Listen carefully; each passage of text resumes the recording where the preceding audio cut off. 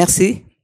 Merci infiniment, professeur Fatim Zahra, pour l'invitation à participer. C'est plutôt moi qui m'enrichis, parce que ce que j'ai vu et entendu depuis hier, je ne sais pas si j'ai grand-chose à apprendre. En tout cas, je viens partager notre modeste expérience de la dermoscopie sur peau noire.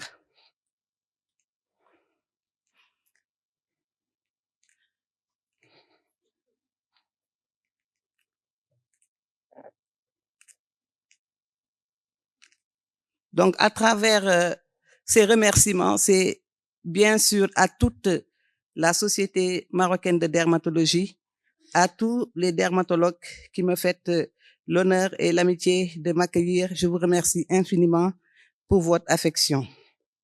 Alors, la dermoscopie sur peau noire connaît certaines particularités. Malheureusement, il existe peu d'ouvrages ou d'études consacrées à la dermoscopie sur peau noire. Et pourtant, cette dermoscopie est une aide considérable, non seulement pour le diagnostic, mais également pour le monitoring de certaines affections. Et en fonction de la diversité du site, on a différentes entités, la dermoscopie, la trichoscopie, l'onychoscopie et la mucoscopie. Mais en fonction également du mécanisme lésionnel, on distinguera la dermoscopie tumorale de l'inflammoscopie, de l'entomoscopie. Et les entités spécifiques sur peau noire seront abordées ici. C'est pourquoi j'ai préféré parler d'une manière générale de la dermoscopie. Bien sûr, un focus particulier sur la trichoscopie. Et nous ferons également un focus sur les affections plus fréquentes en Afrique en zone tropicale et en particulier pour certaines dermatoses topographiques.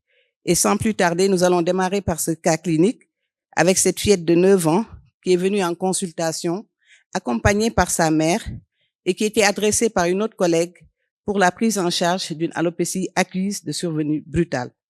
Chez la patiente, on notait des antécédents de saignement nasal, de vertige, d'épisodes de perte de conscience. L'examen clinique était normal et les examens complémentaires ont été effectués, hémato, biochimique, immunologique, dans l'hypothèse d'un lupus systémique, puisqu'elle était dans un milieu médicalisé, ainsi qu'une échographie abdominopelvienne et une IRM cérébrale qui était revenue tout à fait normale. Voici l'aspect clinique que nous notons avec cette alopécie frontale et vous voyez à côté la touffe de cheveux qui est tombée et que la patiente a rapporté avec elle. Sur le plan diagnostique, bien sûr, vous aurez vu ces cheveux qui sont coupés à des endroits différents, cette hyperkératose périfolliculaire, ces signes de blessure, et vous aurez tous fait le diagnostic de trichotillomanie. Avec les autres paramètres qui sont retrouvés, la plaque alopécique de contour mal défini, les cheveux cassés très courts, des cassures à des hauteurs différentes, les cheveux en V, en flamme, en tulipe et en arrobase, toutes ces anomalies ont permis de retenir ce diagnostic avec cet aspect en flamme que nous voyons ici chez cette patiente. Ici, c'est une publication qui a mis en évidence toutes les anomalies de la trichoscopie au cours de la trichotillomanie. Voici l'aspect clinique. On voit bien que c'est la patiente elle-même qui arrachait ses cheveux et malheureusement, devant cette alopécie, la mère s'est affolée et a consulté. On a pris le diagnostic au départ comme un lupus. Elle a eu des examens complémentaires qui n'ont jamais été contributifs. Alors que la dermoscopie, en montrant ces anomalies, a permis de retenir rapidement le diagnostic. Devant la trichotillomanie, les autres hypothèses à évoquer sont la pelade, la trichotémomanie et la trichotéromanie et enfin l'alopécie de traction. Mais comme vous l'avez vu, nous n'avons ni de cheveux duveteux, ni de gaines coulissantes, ce qui a permis de retenir le diagnostic. Et en interrogeant, on s'est rendu compte que l'enfant vivait dans un couple de parents séparés et il y avait un deuil dans la famille avec une notion de suicide chez la tante, d'ailleurs très spectaculaire, puisqu'elle s'est jetée de 10e étage. Ça a fait la une de toute la presse à Dakar et la famille était en deuil, ce qui a eu des répercussions et d'où cette trichotillomanie.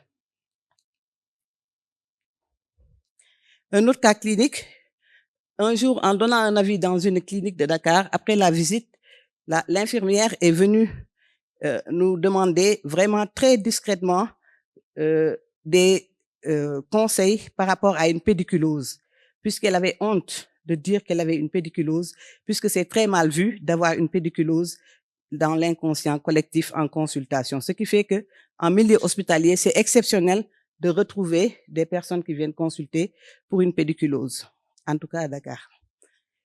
Et heureusement qu'il y avait de l'ivermectine et on lui a donné pour elle et sa fille qui était contaminée également. On lui a donné un rendez-vous pour venir, un numéro de téléphone pour consulter, mais elle n'est jamais venue. Et ce qui nous permet d'aborder ici les diagnostics de la pédiculose à la trichoscopie avec ces lentes qu'on voit et qui sont translucides en cas de lentes qui sont vides et qui sont plutôt bruns quand il y a des lentes vivantes. Ce qui fait que la trichoscopie permet non seulement de retenir le diagnostic de pédiculose, mais également de voir est-ce qu'il y a une évolution favorable sous traitement, le traitement de référence étant l'ivermectine, bien sûr, en dehors des shampoings. Et l'ivermectine, au lieu de 200 microgrammes, c'est 400 microgrammes qu'on va prescrire avec un suivi qui a permis d'avoir une guérison. Voici l'aspect qu'on voit ici dans cette publication qui montre l'aspect des lentes, mais ici, l'aspect de la femelle adulte. Le traitement, on l'a dit, c'est l'ivermectine avec une évolution favorable dans 77,4% des cas. Un autre cas clinique chez une femme de phototype 6, 36 ans, sans antécédent, femme au foyer, qui a consulté pour une alopécie évoluant depuis 3 ans. Quelles sont les anomalies retrouvées ici? Les anomalies sont ces macules brunes, c'est cette hyperkératose folliculaire, cet aspect en nid d'abeille, cette alopérie folliculaire, et cet aspect en nid d'abeille est également retrouvé chez le phototype foncé en dehors de toute anomalie. Mais c'est parce qu'il y avait d'autres paramètres qu'on a pu retenir le diagnostic.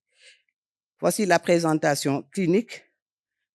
C'était le CCCA, qui ressemble beaucoup au lichen planopilaris. C'est un diagnostic différentiel, mais c'est une pathologie assez courante qu'on retrouve très fréquemment chez les femmes d'ascendance africaine et qui se manifeste par l'hyperesthésie, la douleur, les prurites, les brûlures, avec une perte des ouvertures folliculaires, comme on l'a vu tout à l'heure, un aspect brillant du cuir chevelu et des cassures des cheveux. Voici plusieurs aspects qu'on retrouve ici. C'est assez courant, ça démarre toujours au niveau du centre et l'évolution est centrifuge. D'autres aspects, et souvent il y a une note familiale qu'on retrouve également. Un autre cas, une autre patiente de 38 ans qui a consulté et avec un prurite et des squames. Alors, il faut s'arrêter un peu pour dire, même si le diagnostic de CCCA est évident, il faut quand même faire un traitement mycologique qui souvent est positif avant de faire des infiltrations, puisque les infiltrations vont malheureusement aggraver si on ne traite pas auparavant la teigne. Voici les différents aspects avec des cheveux courbés, des cheveux curvilignes et toujours cet aspect de nid d'abeille et cette hyperkératose pédifolliculaire. Plusieurs aspects sont ici visibles. Et voici les principales anomalies retrouvées, que ce soit au niveau de la tige pilaire, de l'espace périfolliculaire ou bien de l'espace interfolliculaire. Voici les aspects. Le polymorphisme, c'est pourquoi tout à l'heure, vous avez évoqué le lichen plan, parce que parfois, on a des signes qui ressemblent à s'y méprendre au lichen planopilaris. Retenons le polymorphisme avec les poils cassés en astérix, des poils terminaux et des poils duveteux. Voici les aspects trichoscopiques qui sont rapportés dans la littérature. Un autre cas d'une patiente qui a consulté pour une plaque alopécique. Et ici, il faut noter que le premier itinéraire thérapeutique est le traitement qu'on essaye au salon de coiffure. Et c'est quand il y a échec que nous voyons les patients en consultation. Voici les aspects cliniques qu'on retrouve ici. Bien sûr, là, c'est un lichen planopilaris avec cliniquement cette hyperpigmentation, cette dilatation des orifices pilaire. Voici différents aspects du lichen planopilaris qu'on retrouve et comme vous le voyez, ça ressemble également au CCA. Parfois, il faut la biopsie pour pouvoir retenir le diagnostic de lichen planopilaris. Voici l'ouverture du folliculaire, la distribution est irrégulière. Toutes ces anomalies concordent pour retenir le diagnostic. Parfois, on a une anisotrichie, comme ce qu'on retrouve au cours de l'alopécie androgénogénétique. Alors ici, c'est une femme qui a consulté. Je pense que le diagnostic est fait après la présentation tout à l'heure du docteur Kewali. Cette femme a consulté pour cette alopécie. Et ici, au niveau des sourcils, on voit qu'il y a une alopécie. Là, le fond noirâtre, c'est le crayon qu'elle avait mis pour camoufler justement cette alopécie des sourcils. Et elle était venue en même temps en consultation que sa sœur, qui avait la même symptomatologie, pour dire la note familiale qu'on retrouve toujours à l'interrogatoire, était attestée ici. Et c'était une alopécie frontale fibrosante qui fait partie des alopécies cicatricielles. Un autre cas clinique d'une patiente qui a consulté, d'un patient qui a consulté pour des lésions papilleuses de la nuque qui évoluent par poussée et rémission, et on avait incriminé les pratiques de rasage. Voici l'aspect clinique que ça donne et le diagnostic de l'acné kéloïdienne de la nuque. Parfois, à l'examen clinique, on ne voit pas les pustules. C'est quand on met le dermoscope qu'on voit cet aspect pustuleux de l'acné kéloïdienne de la nuque et parfois avec des squames. Ça dépend en fait de l'évolution au début ou bien après 2 ans d'évolution. L'évolution peut se faire vers des kéloïdes, comme nous le voyons ici. Et en fait, l'appellation acné n'est pas juste, il faut plutôt parler de folliculite fibrosante de la nuque. Voici les aspects trichoscopiques en fonction des stades d'évolution. Un autre patient qui a consulté, 26 ans, pour cette folliculite qui évoluait depuis plus de 5 ans, avec un retentissement psychologique important qui a même failli conduire le patient au suicide. Et en mettant le dermoscope, on fait le diagnostic, bien sûr, vous l'avez fait, c'était une folliculite de Cuenco. Un autre patient qui a consulté pour des lésions prurigineuses au niveau de la barbe, qui met en évidence cet aspect pustuleux, cet aspect desquamatif au niveau de la barbe, et voici l'aspect clinique. Un autre patient, ceci est un enfant de 7 ans qui a été traité longtemps pour un psoriasis et qui a été amené par son père en consultation pour des lésions érythématosquameuses évoluant depuis plus de 8 mois avec plusieurs traitements pour le psoriasis sans succès. Et quand on met le dermoscope, on voit les images qu'on nous a partagées tout à l'heure. Il s'agissait d'un lichen érythématosquameux qui est une variante souvent retrouvée sur phototype foncé. Voici les aspects cliniques. Et bien sûr, c'était l'anatomopathologie qui avait confirmé le diagnostic de lichen dans sa forme érythématosquameuse qui porte à confusion avec le psoriasis. Voici les aspects chez cet enfant, avec l'atteinte plantaire, mais également l'atteinte du dos des pieds. Une autre patiente âgée de 80 ans qui a consulté pour des lésions ulcérées du visage évoluant depuis 1 an. D'après ce que j'ai vu depuis hier, je pense que le diagnostic est fait avec cet aspect de vascularisation polymorphe, ce voile bleu-gris. Et voici les autres images. On retient bien sûr un carcinome basocellulaire dans sa forme ulcérée avec une forme également tatouée. Il s'agit d'une patiente âgée de 82 ans qui a été adressée par un de nos maîtres pour une suspicion de mélanome parce que il avait traité pendant 6 mois par des antifongiques sans aucune réponse thérapeutique. Voyez l'aspect, cet aspect de chaos caractéristique qu'on retrouve ici, bien sûr, a permis de ne pas retenir le diagnostic de mélanome, mais de mycose. Pourquoi? Parce que on avait l'aspect multicolore, l'aspect en rune, l'hyperkératose, les stries longitudinales, et l'association de ces signes était très évocateur d'onychomycose. Et l'échec thérapeutique peut être justement lié au fait qu'il y ait eu des résistances à ces molécules que le patient a reçues auparavant. Voici les différents aspects dermoscopiques au cours des onychomycoses qu'on voit ici, l'aspect de l'Okonishi ponctué, l'aspect de l'Okonishi transverse, etc. Et la coloration brune, jaunâtre, orange, la coloration grisâtre.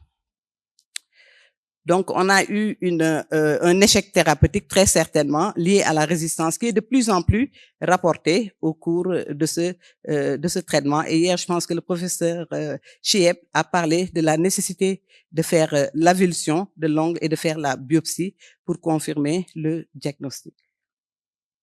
Ici, c'est un autre patient qui a consulté pour ses macules hyperpigmentées. Il faut savoir que c'est une variante d'une pathologie dont vous avez fait le diagnostic avec ces squames. C'était un psoriasis versicolore. Sur phototype foncé, on a souvent l'hypopigmentation ou plus souvent l'hyperpigmentation qui peut faire errer le diagnostic si on n'a pas l'habitude de voir ces pathologies. La lumière de Wood permet de rectifier le diagnostic. Un autre cas clinique, c'est un patient qui a consulté pour des lésions nodulaires, squameuses, hyperkératosiques. Vous avez fait le diagnostic avec la présentation qu'on a eue ce matin déjà. Ces formes hyperkératosiques, il s'agissait bien sûr, on ne retrouve pas l'aspect arc-en-ciel, sur peau pigmentée. D'une manière générale, l'aspect vasculaire n'est pas bien visible. Ça, c'est une constante que nous avons remarquée. C'était une maladie de Kaposi. On n'avait pas besoin du dermoscope pour faire le diagnostic, puisque cliniquement, ces lésions angiomatonodulaires qui surmontent un œdème du membre inférieur, avec ces lésions tumorales, avaient permis de retenir le diagnostic. Voici les aspects dermoscopiques de la maladie de Kaposi. Et comme vous le voyez sur peau claire, l'aspect vasculaire polymorphe est bien mis en évidence, contrairement à la peau pigmentée. Une autre patiente qui est suivie dans le service et qui a consulté pour cette érosion palmoplantaire très douloureuse et très handicapante, qui était survenue dans un contexte de lupus. Et voici l'aspect dermoscopique que nous avons avec l'érythème qui est bien visible, le fond jaunâtre, les squames, et surtout ici, l'aspect vasculaire. Comme je disais, en dehors du lupus ou de quelques autres entités, c'est très difficile de voir ces vaisseaux. Et ceci est une forme particulière de lupus, c'est la forme palmoplantaire érosive. Il existe peu de cas qui sont rapportés dans la littérature et c'était une maladie très active puisque quand on met le dermoscope au niveau du repli péri-unguéal, on voit ces mégacapillaires, cet aspect de dystrophie vasculaire qui a été confirmé par la capillaroscopie qui montre cet aspect de mégacapillaire qu'on retrouve malgré le phototype foncé. Un autre cas clinique d'un patient qui a consulté pour des lésions siégeant au coude et à la région lombaire. Rien que la topographie, elle est assez évocatrice, surtout quand on voit cette distribution monomorphe très arrondie de ces lésions. Ces squames blanchâtres, il s'agissait bien sûr d'un psoriasis qui avait en plus une atteinte du cuir chevelu au cours de son psoriasis. Ce patient avait arrêté son traitement par soriatane faute de moyens et il a fait une récidive alors qu'il était complètement blanchi. Voici l'aspect clinique des lésions ici, érythématosquameuses, lombaires et au niveau du coude également. Mais ce patient avait en outre des lésions hypopigmentées. Il faut savoir que le psoriasis sur peau noire s'accompagne souvent de lésions dyschromiques. Mais en l'occurrence ici, c'était pas des lésions dyschromiques, puisque la lumière de Wood avait permis de mettre en évidence cette fluorescence qui était caractéristique et il a reçu son traitement antifongique. Il déclare que sa fille avait des lésions similaires.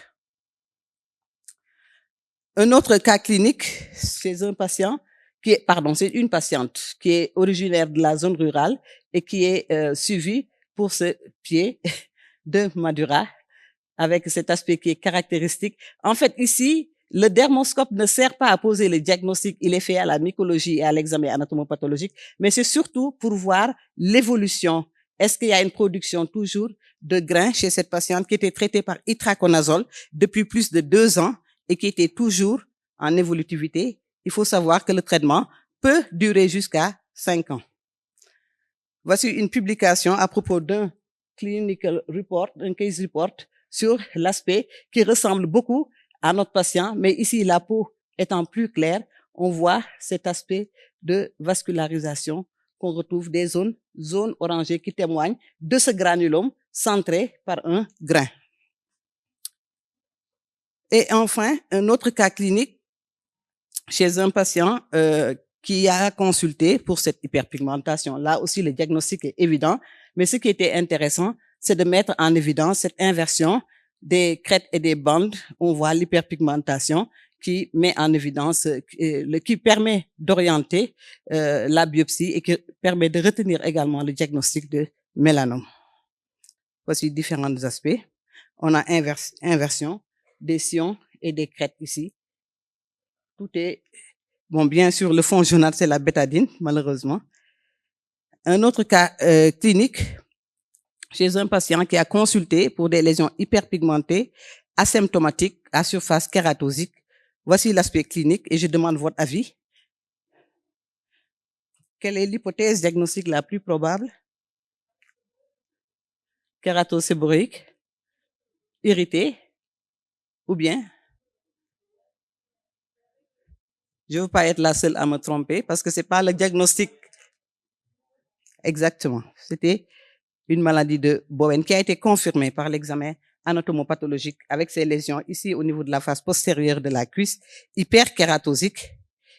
On voit une lésion d'allure lichénoïde et surtout à l'interrogatoire, le patient nous rapporte qu'il a eu une exérèse d'une tumeur pour laquelle l'examen anatomopathologique avait conclu en un carcinome épidermoïde. Donc il avait plusieurs localisations et la tumeur a été enlevée par le chirurgien. Et après l'examen anatomopathologique, c'était un carcinome. Donc, c'était une maladie de Bowen. Les autres hypothèses diagnostiques, c'est lichen plante, toxidermie, lichénoïde, syphilis secondaire, la grande simulatrice, kératose lichénoïde, et enfin, la maladie de Bowen, confirmée par l'examen anatomopathologique. Cette revue de la littérature a permis de mettre en évidence les variants dermoscopiques de la maladie de Bowen, de kératoacanthomes et du carcinome épidermoïde, en mettant en évidence les différences qui permettent d'orienter sur le plan dermoscopique en attendant l'examen anatomopathologique. Mais comme toujours, pas d'aspect vasculaire chez le cas. Voici l'aspect qui est très évocatrice sur peau claire de la maladie de Bowen. Un autre cas clinique, c'est le dernier, je pense, une patiente de 40 ans, lésion papuleuse annulaire, siégeant au niveau des jambes et des bras, évoluant depuis 6 ans environ. On retrouve une notion de dépigmentation artificielle chez cette patiente. Là? Oui. Exactement. Il s'agissait d'une porokératose qui a été confirmée par l'examen anatomopathologique que nous voyons ici. Ce cas n'est pas un de mes patients, c'est le cas d'une amie rwandaise qui m'avait demandé justement l'avis par rapport et qui m'a... donc voici l'aspect caractéristique de la porokératose actinique disséminée chez cette patiente. Et cette revue de la littérature met en évidence également les aspects dermoscopiques qu'on retrouve au cours de la porokératose. Et dans cet article, les auteurs ont comparé la porokératose de Mibelli à la porokératose actinique disséminée, qui font partie des 2 porokératoses les plus fréquentes sur les 9 qui ont déjà été rapportées. Voici l'aspect clinique typique sur peau claire et qui est différent de l'aspect qu'on retrouve sur peau noire. En définitive, Madame la Présidente, chère congressiste, nous avons rapporté une série pour partager avec vous les différents aspects dermoscopiques des variations sur peau pigmentée, en donnant également certaines pathologies qu'on retrouve plus en zone tropicale, notamment le mycétome, des pathologies spécifiques sur peau pigmentée et le trichoscope ou bien le dermoscope, mais la dermoscopie ou la trichoscopie permet l'analyse sémiologique et bien sûr, c'est un tout. Il faut que ça s'intègre dans le cadre d'un examen clinique complet et la dermoscopie est une aide de diagnostic, mais l'examen anatomopathologique va confirmer le diagnostic. Dans les perspectives, la formation, vraiment, comme je dis, modestement, nous commençons la dermoscopie au Sénégal et nous avons, depuis ce que j'ai vu hier, beaucoup de leçons à apprendre de la Société marocaine de dermatologie et de dermoscopie et pourquoi pas entrer dans une collaboration avec des études multicentriques comparatives. Je pense que nous pouvons le faire ensemble. Merci de votre attention.